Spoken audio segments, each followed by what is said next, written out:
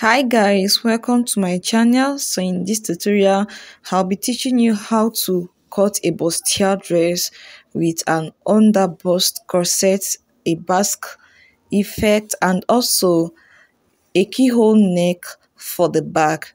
So guys, if this looks like what you would want to learn, please do not forget to hit on the like and the subscribe button, and do well by turning on your notification bell so you can get notified when next we upload a new video. This is a part 1 to this tutorial. Guys, if you are interested in this, kindly watch this video to the end and subscribe to the channel. Okay, so guys, let's get straight into the video. So guys, the first thing you are going to do, I'm just going to be marking my measurement, my bust point, that is from my shoulder to my nipple, which is 9 inches. If you have been following my channel, you should be familiar with this. And also I'll go ahead and mark my shoulder to my under bust, and my shoulder to under bust is 12. I went ahead to mark 12 inches. Okay, this is my under bust. And also I placed my tape at the shoulder. I marked half length from my shoulder to my waist, so it's 15 inches. I've just gone ahead to mark 15 inches. So I'll be marking 5 inches from the half length to get my basque line. Okay, you can decide to use 5.5, you can decide to use 6, but I just want to use 5 inches, so that will serve as my basque line. Okay, so I want a basque effect. And also from the bust point, I'll go up by 1.5 to get my chest line. Okay, so here is my chest line. Go up by 1.5 from the bust point.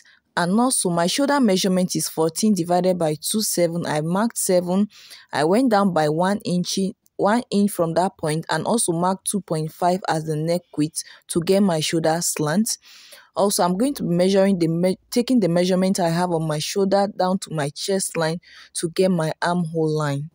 So guys, this is my armhole line. Okay, so the next thing on my chest line, I'm going to divide my bust measurement by 4 and mark. The bust measurement I'm working with is 32 divided by 4 is 8. I marked 8, and I'll go ahead and get the midpoint of my armhole line, then go in by 0.5. Okay, so I'll go ahead and connect these 3 points, the point from the shoulder to the half inches, and also the measurement on the chest line to get my armhole curve. Okay, so guys, the next thing, I'm going to be imputing my bust pan measurement, which is 7 divided by 2 is 3.5. I'll go ahead and mark 3.5 all the way. Remember, this fabric is on fold. This paper, you assume this paper is on fold, so all your measurements, you divide it by 2. So for the contouring and the under bust, I'm going to be marking half of an inch at the under bust and also down to the basque line. Okay, mark half of an inch, and the other part I'm going to be using 1.5, but for a fuller bust you can use 3/4 inch, 1 3/4, or 2 inches. Okay, so I've gone ahead to mark 1.5 inches. So from this bust point, I'll come down by 1 inch, and I'll go ahead and connect with my curve. Okay, if you are working with a bigger measurement, you use 2 inches for the contouring, or 1 3/4. So guys, after I was done connecting, for the neck width, I'm going to be working with 3.5. Okay, you can use 3 inches, you can use 4, but 3 is okay for me. Also, for the neck depth, I use 3 inches. Even I'm not going to be using it later on, so I'm just going to get the middle of my shoulder line, okay, and connect from that point to your bust point. Connect this, get the middle of the shoulder and connect to the bust point. Okay, so right now I'm going to be contouring my over bust, so you can decide to go up from the chest line by 1 inch, or you can use the chest line. Okay, you can go up by 1 inch, or you can use the chest line. It depends on what you want, or you can even go down. So it depends on what you want, but for me, I'll be using my chest line measurement. Okay, so I'm just going to be marking half of an inch to the side, to the center front side, and also to the side front. I'll be using marking with 3/4 of an inch or 1 inch maximum. Okay, so just go ahead and connect them to your bust point. Mark half of an inch to the side going to the center front, and 3/4 to the side front. Okay, so I'm going to measure from the top to the bust point, the point where we came down by 1 inch, because sometimes the lines, it tends when you are joining, it tends to be longer than the other. So if any part is longer, you can just increase. Any part is shorter, you can just increase it a little. Okay, so for the neck, I'm be using sweetheart's neck. So I'm just going to come down by 1 inch and connect like so. You can go down by 1.5, but 1 inch is okay for me. So right now I'm going to replace this dart, okay, because we're going to cut this off. We replace the dart and add your seam allowance. Okay, you repeat the same thing on the waist measurement divided by 6.5. So I'll mark 6.5 and replace my dart and also add 1.5 inches seam allowance. Okay, then you go ahead and connect. Remember, this is going to have basque, so I'm going to cover up my dart. Just watch what I'm doing. If you don't understand what I'm saying, you are going to cover up your dart before connecting. You can secure this with your safety pin to have them in place. So I'm going to connect the point from the waist down to this other point. Okay, so just go ahead and connect like so. Can you see? So this is my basque line. You can make it straight, you can make it curved, but I want it straight. So right now, guys, we are almost through with this. So you are going to label this, or you are going to put an arrow, because we are going to be cutting from the underbust. Okay, we are going to be cutting from the underbust. So just watch what I'm doing. Just watch the way I'm cutting mine. Okay, so make sure you indicate the center front from the side front so you don't mix them together. And you are going to use your sellotape to join this together. Okay, just do this carefully. Okay, so I want to make this one piece. If you don't want that, you can leave them separately, but I just want to cut this as a one piece. So I'm going to continue with the remaining. Just go ahead and cut out like so. Remember, this is going to have a yoke, so go ahead and cut out. You can as well label this, indicate, so you don't mix this up. So this is our yoke. I'm just going to cut out. So for this, I don't want a full yoke, I want it halfway. So, and I'm just going to work on this right now. So for this yoke, this you can make it a straight yoke or a queen Anne neck. Okay, so I'm just going to, you can make it straight like this. I'll be using pencil to illustrate this, or you can make it slanty like a queen Anne neck. Okay, connect it to your dart line. So whichever one, it's fine. So I'll be going with the second option. I don't want mine to be straight, I want it this way. Can you see? So this is going to be my yoke. So go ahead and cut out. So this is our front yoke. I don't want a full yoke, so indicate this is your front yoke. Okay, so here guys, this is our front pattern. Can you see? This is our front pattern. We'll go ahead and draft the back. Can you see that the upper part and they are aligning well? So this is what you should have. Okay, one should not be longer than the other. You should have something like this. So right now, we'll go ahead and draft the back pattern. Okay, so this is the back, and here is my zipper allowance. I've gone ahead to mark 1.5 as my zipper allowance, and also I went ahead to get my half length, which is 15 inches. And you know, my bust point is 9, so to get my chest line, I went up by 1.5 from the bust point. So there's no need for me to draw the bust line. So I just went up by 1.5 to get my chest line. And also I took my shoulder measurement, which is 7. Please, you are going to start your measurement after the zipper allowance, not on the zipper allowance. So you are going to mark 7, go down by 1 inch, then you are going to mark 2.5 as the neck width. Okay, then you connect to get your shoulder slant. And also whatsoever measurement you have on your shoulder, you mark it on your chest line to get your armhole line. So my bust divided by 4 is 8. I'm going to mark 8. Then I'll just go ahead and connect to get my back armhole line. And on the waistline, I'm going to be marking my bust span, which is 7 divided by 2 is 3.5. Go ahead and mark 3.5, then you connect to your chest line.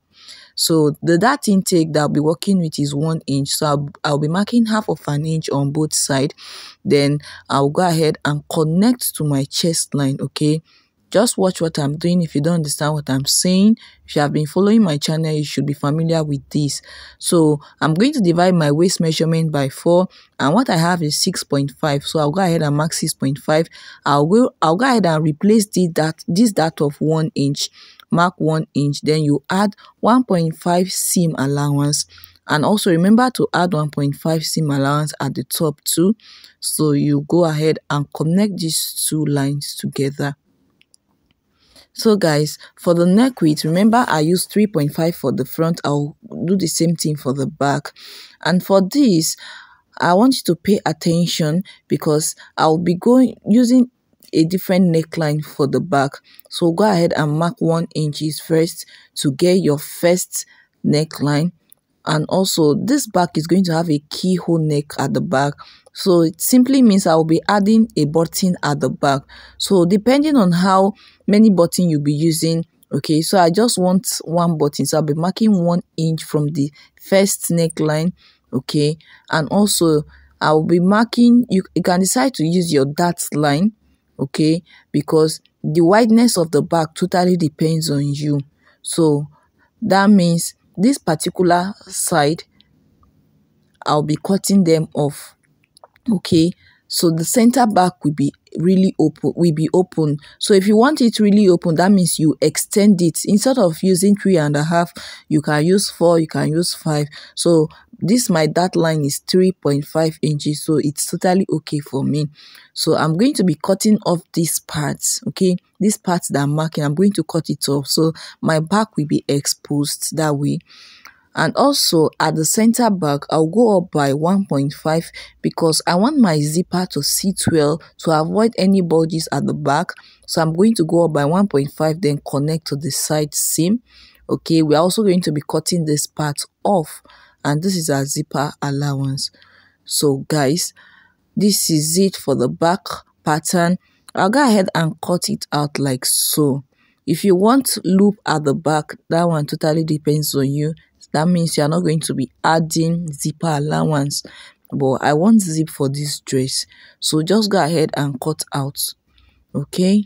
Just watch what I'm doing carefully. Go ahead and cut out. So I want a button and a zipper at the back of my dress, so that's why we are going through this process. So just take your time guys. So now we are going to contour the back because we don't want a situation whereby the back will be gaping, we be gaping at the back. We don't want it. We don't want a situation where the yoke will be gaping.